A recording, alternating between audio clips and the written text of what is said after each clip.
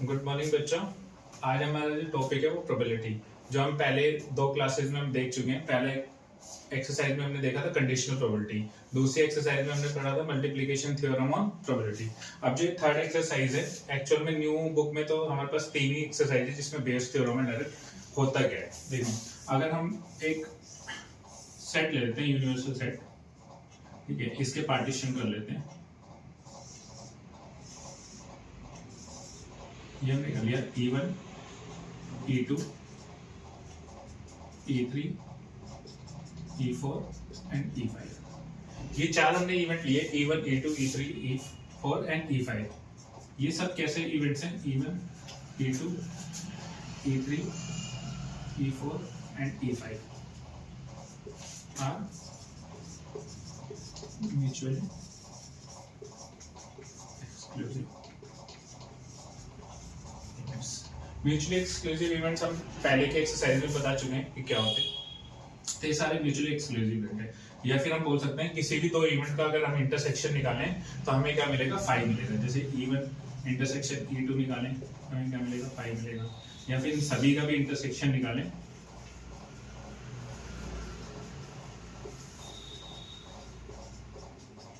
E5, हमें सब क्या मिलेगा? 5 मिलेगा, मतलब एक एम्प्टी सेट मिलेगा।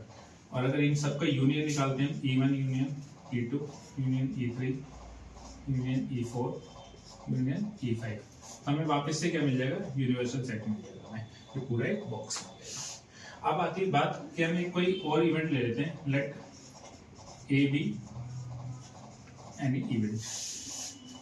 कोई एक इवेंट लिया हमने ए, मान लो इवेंट ये है ए, इसका नाम दे दिया हमने ए इवेंट। अगर ए इवेंट है तो देखो ए इवेंट कैसे होगा? अगर हमें find the probability of event A निकालनी है तो ए इवेंट कैसे होगा? या तो इवेंट ए E1 हुआ होगा पहले, और E1 होने के बाद हमारा ए इवेंट हुआ होगा। पहले हमारा इवेंट E1 हुआ और देन E1 जब हुआ उसके बाद हमारा इवेंट ए हुआ।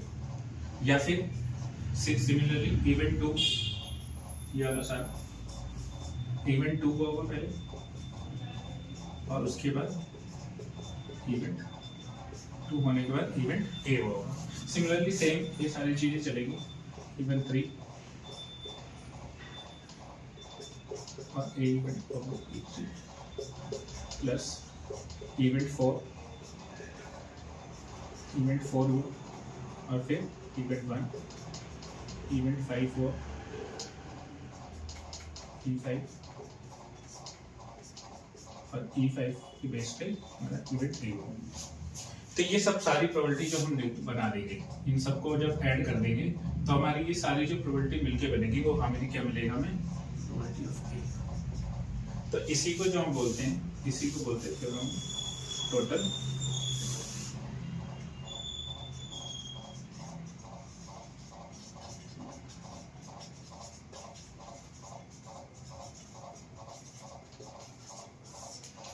आई होप ये समझ में आया हो। एक बार फिर से देखते हैं। हमने एक यूनिवर्सल सेट को हमने 5 इवेंट्स में डिवाइड कर दिया, 5 अलग अलग सेट में डिवाइड किया। E1 E2 3 4 5। जरूरी नहीं है हमेशा 5 ही हो, 2 भी हो सकते हैं, 3 भी हो सकते हैं, 4 भी हो सकते हैं, 6 भी हो सकते हैं, 5 से ज्यादा भी हो सकते हैं, कम भी हो सकते हैं।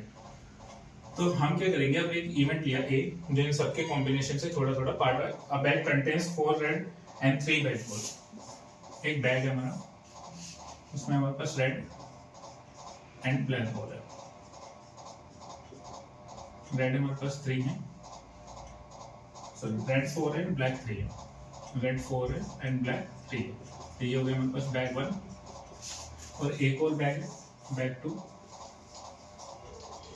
इसमें भी कुछ रेड बॉल है और ब्लैक बॉल है। बैग 2 में 2 रेड है और 4 ब्लैक है। 2 रेड और 4 ब्लैक। मतलब 1 bag is selected at random. तो बैग, कोई भी एक बैग सिलेक्ट करना है randomly. From the selected bag 1 ball is drawn, और सिलेक्टेड बैग में से हमें एक बॉल निकालनी है। Find the probability that the ball drawn is red. देखो, जो हमने टोटल प्रोबेबिलिटी का पढ़ा था उसके अकॉर्डिंग हमने वहाँ पे 5 पार्टीशन किए थे, यहाँ पे हम 2 करते हैं। ये इवेंट E1 है और ये इवेंट E2 है। इसको हम बोल सकते हैं बैग 1 और इसको बोल सकते हैं बैग 2। अब हमें एक प्रोबेबिलिटी निकालनी है कि रेड बॉल, तो रेड बॉल कहाँ कहाँ से आ सकती है? तो बैग 1 में से आ सकती है, बैग 2 में से आ सकती है। तो हमें बोला कि एक इवेंट लिया हमने E1, let selected bag is first bag, E2 selected bag is second bag. क्योंकि कोई बैग सेलेक्ट करना पड़ेगा तभी तो हम उसकी प्रोबेबिलिटी निकालेंगे, बॉल निकाल पाएंगे कि हमें बॉल हम कहाँ से निकाल सकते हैं, बैग 1 में से निकाल सकते हैं या बैग 2 में से। रेड होगी या ब्लैक होगी ये तो बात की बात है, पहले हमें किसको देखना है कि हमें बॉल कौन से बैग में से निकालनी है।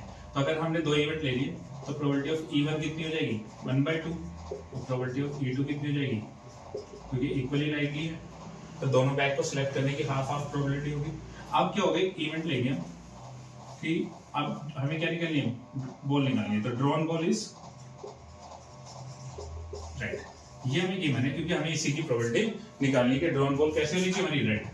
तो देखो रेड बॉल आने की क्या क्या प्रोबेबिलिटी, हमने बैग 1 सिलेक्ट किया, अब क्या है कि बैग हमारा 1 सिलेक्ट हो गया और ड्रॉन बॉल क्या आ गई हमारे पास, रेड आ गई। या फिर हम बैग 2 सिलेक्ट कर सकते हैं, अब ये वाला इवेंट हो चुका है, बैग 2 सिलेक्ट करना है, अब हमने रेड बॉल निकाली और टोटल प्रोबेबिलिटी चाहिए इनको हमने ऐड कर दिया, तो ये क्या जाएगी हमारी प्रोबेबिलिटी ऑफ रेड बॉल आएगी। रेड बॉल आने की क्या क्या पॉसिबिलिटीज है, हमने बैग 1 सिलेक्ट किया उसमें से रेड बॉल निकाली, या बैग 2 सिलेक्ट किया उसमें से हमने रेड बॉल निकाली। तो बैग 1 आने की प्रोबेबिलिटी सिलेक्ट करने की 1/2, और 1 बैग में से रेड बॉल आए तो 4/7, उसकी प्रोबेबिलिटी कितनी हो गई 4/7, क्योंकि टोटल रेड बॉल 4 है और टोटल बॉल्स कितनी है 7। ऐसे सेकंड बैग सिलेक्ट करने की प्रोबेबिलिटी कितनी है हाफ, और इसमें से रेड बॉल सिलेक्ट करने की 2/6, 2 रेड बॉल्स हैं टोटल 6 बॉल्स हैं, प्रोबेबिलिटी ऑफ ए कितनी हो गई 4/14 प्लस 2/12, इसको हम लिख सकते हैं 2/7 1/6, दैट इज 42। एलसीएम लेंगे तो 12 + 7 19/42, तो रेड बॉल आने की प्रोबेबिलिटी कितनी हो गई 19/42। ये हमारा आंसर हो गया। एक बार फिर से देख सकते हैं इस क्वेश्चन को, हमें बोला हुआ था एक बैग 1 है उसमें हमारे पास 4 रेड बॉल है और 3 ब्लैक बॉल्स है, बैग 2 है हमारा जिसमें 2 रेड बॉल्स हैं और 4 ब्लैक बॉल्स हैं। हमें क्या करना है, एक बॉल निकालनी है, तो बॉल निकालनी है तो आपका सबसे पहला क्वेश्चन क्या होगा कि सर कौन से बैग में से निकालनी है, बैग 1 में से या बैग 2 में से। तो हमें वो सिलेक्ट करना पड़ेगा, हमें कोई भी बॉल निकालनी है तो या तो हम बैग 1 में से निकालेंगे या 2 में से। अगर हमने बैग 1 सिलेक्ट कर सकते हैं या 2 सिलेक्ट कर सकते हैं, तो इनको हमने 2 इवेंट मान लिए E1 और E2। E1 और E2 की प्रोबेबिलिटी 1/2 1/2 हो गई, और हमें बॉल जो निकालनी थी वो कैसी चाहिए थी, हमें गिवन था कि इसकी प्रोबेबिलिटी निकालनी है रेड की। तो हमने इवेंट पहले हमारा इवेंट 1 हुआ कि हमने बैग 1 सेलेक्ट किया उसमें से हमने रेड बॉल निकाली, फिर सेकंड इवेंट क्या हुआ हमारा कि हमने बैग 2 सिलेक्ट किया उसमें से रेड बॉल निकाली। तो रेड बॉल या तो ऐसे आ सकती है या ऐसे आ सकती है, दो ही कंडीशन से आ सकती है, और इन दोनों को टोटल कर देंगे तो हमारी प्रोबेबिलिटी ऑफ ए निकल जाएगा। होप समझ में आया होगा, इसको नोट कर लें, नोट करके एक और क्वेश्चन करते हैं सेम इसी तरह। बैग में 4 व्हाइट एंड 5 ब्लैक्स हैं, सेकंड बैग में 6 व्हाइट एंड 7 ब्लैक्स हैं। अब बोला a ball is transferred from first bag to second bag, एक बॉल है जो हमने यहाँ से ट्रांसफर की है इस बैग में। तो एक बॉल अगर हमने ट्रांसफर की है तो ऑब्वियस सी बात है हमारे पास अगर बैग 1 में से हमें पहले एक बॉल सिलेक्ट करनी पड़ेगी, उसी को हम क्या करेंगे उस बॉल को बैग सेकंड में ट्रांसफर कर देंगे। आप खुद सोचो कि अगर हम इसमें से एक बॉल निकाल रहे हैं तो हमारे पास इसमें 2 कलर की बॉल है, एक व्हाइट एंड एक ब्लैक, तो या तो वो बॉल व्हाइट हो सकती है या ब्लैक हो सकती है। तो अब ये हमारे पास इवेंट कितने हो गए, या तो ये व्हाइट बॉल होगी या ब्लैक होगी, तो इसी को हम इवेंट 1 दे देते हैं, इसका नाम E2 दे देते हैं। Event transfer ball is white, event हो गया हमारा ट्रांसफर बॉल इज व्हाइट, और E2 हो गया हमारे पास इस बैग। तो जो हम ट्रांसफर बॉल करेंगे वो या तो इधर व्हाइट होगी या फिर ब्लैक, तो ये 2 इवेंट हो गई। उसके बाद क्या बोल रहे हैं, सेकंड बैग में बॉल हमने ट्रांसफर कर दी, तो अभी तक ये 13 थी, जब एक बॉल ट्रांसफर हो जाएगी तो टोटल बॉल्स कितनी हो जाएंगी 13 + 1 कितनी हो जाएंगी 14 हो जाएंगी। बोला find the probability that the ball, अब बोला then a ball is drawn from the second ball. अब सेकंड बैग में से हमें एक बॉल निकालनी है, पहले इसमें से एक बॉल सिलेक्ट करनी है और वो इसमें डाल देनी है, और जब इसमें 14 बॉल हो जाएगी तो उसमें से एक बॉल सिलेक्ट करनी है, और वो बॉल कैसी होनी चाहिए find the probability that the ball drawn is wide, और वो बॉल हमें कैसी चाहिए, वाइड बॉल होनी चाहिए। बॉल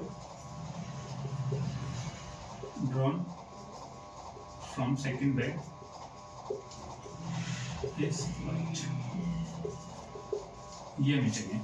तो देखो हम सबसे पहले क्या करेंगे, पहले इवन कि हमने इसमें से एक बॉल निकाली, वो कैसी थी, वाइड, और वो ट्रांसफर कर दी इसमें। अब ये इवेंट हो चुका है, हमने एक वाइट बॉल इसमें ट्रांसफर कर दी है। अब ट्रांसफर करने के बाद इसमें से एक बॉल निकाली, और वो कैसे निकाली, वाइट निकाली, कि ट्रांसफर भी वाइट की, और जब सेकंड बैग में से बॉल निकाली तो वो बॉल कैसे निकली, वाइट निकली। या फिर दूसरी कंडीशन क्या हो सकती है, हमने E2 इवेंट हो सकता है कि जो हमने ट्रांसफर की वो कैसी बॉल हो सकती है, व्हाइट की जगह ब्लैक भी हो सकती है, और जब ब्लैक बॉल ट्रांसफर की तो ये इवेंट हो चुका है E2। अब ब्लैक बॉल इसमें आ चुकी है, और अब जब इसमें से बॉल निकाल रहे हैं तो वो कैसी बॉल है, व्हाइट बॉल है, और इन दोनों को टोटल कर दें तो प्रोबेबिलिटी ऑफ ए आ जाएगी, टोटल प्रोबेबिलिटी ऑफ हो जाएगी। भाई पहले हमने इसमें से व्हाइट बॉल डाली और फिर इसमें से एक बॉल सिलेक्ट की, या फिर हम इसमें से एक ब्लैक बॉल निकाले, इसमें डाल दें बैग 2 में, और फिर एक बॉल सिलेक्ट करें। हमें यही पूछा था कि हमें बैग 2 में से एक बॉल सिलेक्ट करनी है, और वो कैसे होनी चाहिए, व्हाइट। बैग 2 में से सिलेक्ट करने से पहले हमें इसमें से एक बॉल इसमें डालनी थी, तो जो बॉल डाली हुई या तो व्हाइट डलेगी या ब्लैक डलेगी। अगर व्हाइट डली है तो हम उसमें से एक बॉल निकाल रहे हैं, वो व्हाइट निकली, या फिर इसमें से एक ब्लैक बॉल ट्रांसफर की और फिर इसमें से जो बॉल निकाली हमने वो हमारी कैसी हुई, व्हाइट हुई। तो देखो यहाँ से अगर हम देखें तो इवन कितना हो जाएगा, इवन क्या है, व्हाइट बॉल, तो व्हाइट कितनी है हमारे पास 4, और टोटल बॉल्स कितनी है 9। व्हाइट बॉल इसमें से ट्रांसफर करने की प्रोबेबिलिटी कितनी है, 4/9। और अगर ब्लैक बॉल ट्रांसफर करते हैं तो ब्लैक बॉल हमारे पास कितनी है, 5, और टोटल बॉल्स कितनी है 9। तो ब्लैक बॉल ट्रांसफर करने की प्रोबेबिलिटी कितनी होगी, 5/9। इवन की प्रोबेबिलिटी कितनी होगी, 4/9। अब इसमें कितनी बॉल हो गई, 7 और 7। व्हाइट बॉल जब हमने ट्रांसफर कर दी तो हमारे पास जब हम प्रोबेबिलिटी ऑफ A/इवन निकालेंगे तो देखो हमारे पास अब इस कंडीशन में व्हाइट भी 7 हो गई और ब्लैक भी 7 हो गई। तो अब इसमें से एक बॉल निकाल रहे हैं, वो व्हाइट हो, तो वो कितनी होगी, 7/14, क्योंकि टोटल बॉल कितनी हो गई हमारे पास 14, 7/14। और अगर ये वाला केस कर रहे हैं A/E2, ई इवेंट हुआ, ई इवेंट होने का मतलब कि हमने ब्लैक बॉल ट्रांसफर की, ब्लैक बॉल हमने अगर ट्रांसफर की है तो व्हाइट तो 6 ही रह जाएगी और ब्लैक 7 से 8 हो जाएंगी, टोटल दोनों कंडीशन में 14 होंगी। तो अब हम ऐसे इसमें से एक बॉल निकालेंगे तो व्हाइट हो तो उसकी प्रोबेबिलिटी कितनी होगी, 6/14। तो E2 इवेंट की 5/9 और इसकी 6/14। इसको सॉल्व कर लेंगे, कितना हो जाएगा, 28/90 और 36, 126, 30/126, तो टोटल कितना हो गया, 58/126, 2 से डिवाइड कर देंगे तो 29/63, और किसी से कैंसिल आउट नहीं होगा, एक प्रोबेबिलिटी ऑफ ए हमारे पास आ जाएगी 29/63। आई होप ये क्वेश्चन समझ में आया होगा। अब बोला a person has undertaken a construction job, एक आदमी ने कंस्ट्रक्शन जॉब का कॉन्ट्रैक्ट लिया है, कुछ भी हो सकता है कंस्ट्रक्शन जॉब, फ्लाईओवर हो सकता है या कुछ भी बनाने का, या कोई घर बनाने का, कोई सड़क बनाने का, कोई भी कंस्ट्रक्शन जॉब को अंडरटेक किया है। The probabilities are 0.65 that there will be a strike. देखो अगर हम कोई भी काम करते हैं, कोई कंपनी खोलते हैं, तो मान लो कि ऐसे ही अगर हम इसको बेसिक से पढ़े समझे, मान लो कि एक आदमी है एक, इसने कोई कॉन्ट्रैक्ट लिया, किसी भी चीज का कॉन्ट्रैक्ट लिया, और इसने कॉन्ट्रैक्ट लिया कि ये जो काम है वो इसको कंप्लीट कर लेगा कितने दिन में, मान लेते हैं 60 डेज में। हमने मान लिया कि इस काम को 60 डेज में कंप्लीट करेगा। इसने इसी चीज का कॉन्ट्रैक्ट लिया है कि भाई मैं इस काम को, इस घर को 60 डेज में कंप्लीट करके आपको दे दूंगा। और लेकिन होता क्या है कि खुद तो करेगा नहीं सारा काम, कुछ वर्कर्स रखेगा, इसने मान लो 10, 20, 50 के कुछ भी वर्कर्स रखे। अब हुआ क्या, उस कंडीशन में होगा क्या, उन वर्कर्स ने स्ट्राइक कर दी, यही होगा, स्ट्राइक कर दी या फिर नो स्ट्राइक, इन्होंने यही तो होगा। भाई देखो यहाँ तो ये वर्कर्स जो हैं काम करेंगे 60 के 60 days completely without any strike, पहले दिन दूसरे दिन ऐसे करते करते 60 डेज तक लगातार काम करेंगे और कोई भी स्ट्राइक नहीं होगी। या फिर हो सकता है इन्होंने कुछ दिन काम किया, 10 दिन 15 दिन 20 दिन, और फिर उनके बाद इनके आपस में कुछ डिस्प्यूट हो गया इस कॉन्ट्रैक्टर के बीच में और इन वर्कर्स के बीच में, इन दोनों के बीच में कोई डिस्प्यूट हो गया। डिस्प्यूट होने के बाद इन्होंने क्या कर दी, स्ट्राइक कर दी वर्कर्स ने।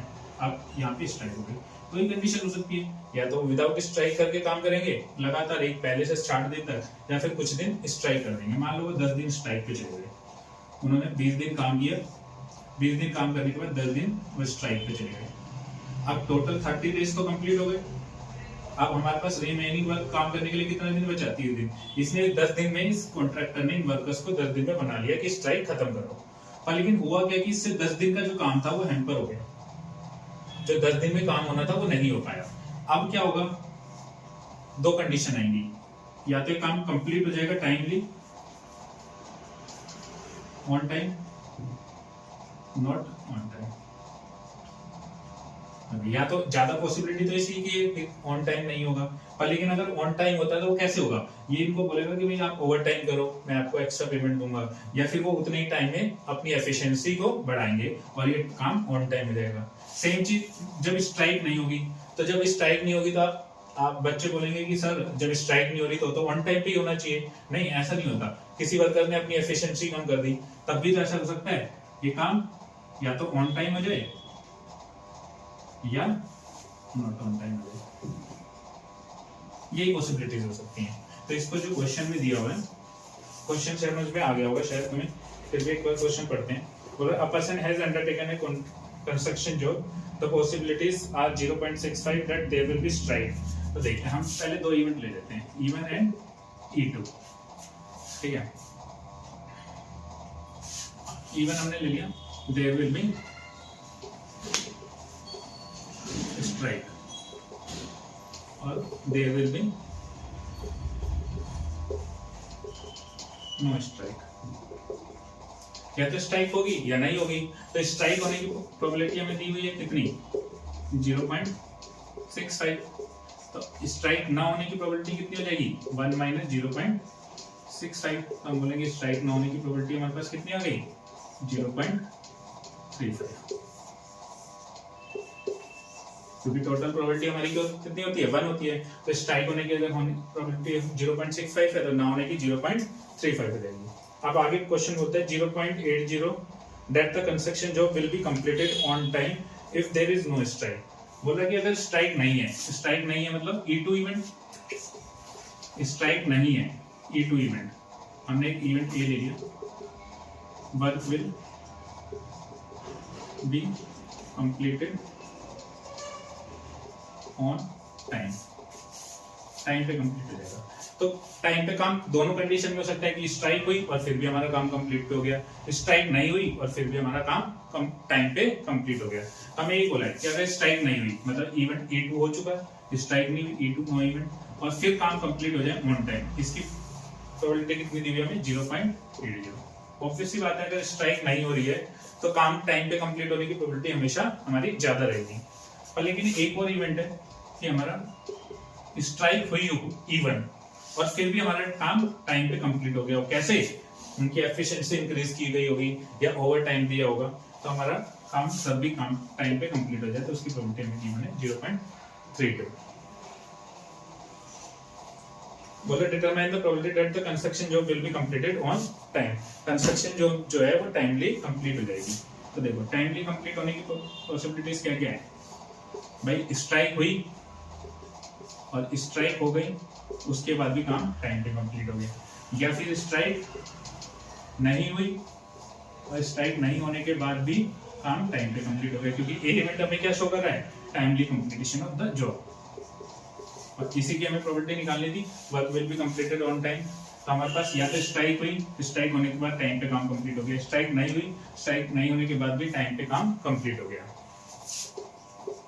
अब ये सारी वैल्यूज हमें पता है, E1 कितना है हमारा 0.65, ये कितना है 0.80, सॉरी E1 है ना, E1 है हमारा 32, तो E2 हमारा कितना है 0.35 एंड ये हमारा है 0.0 हमारा प्लस 0.280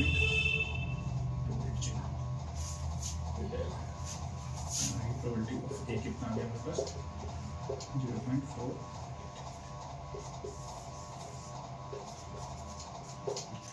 कुछ क्वेश्चंस हैं जो मैं तुम्हें इस पे भेज दूंगा, थ्योरम ऑफ टोटल प्रोबेबिलिटी।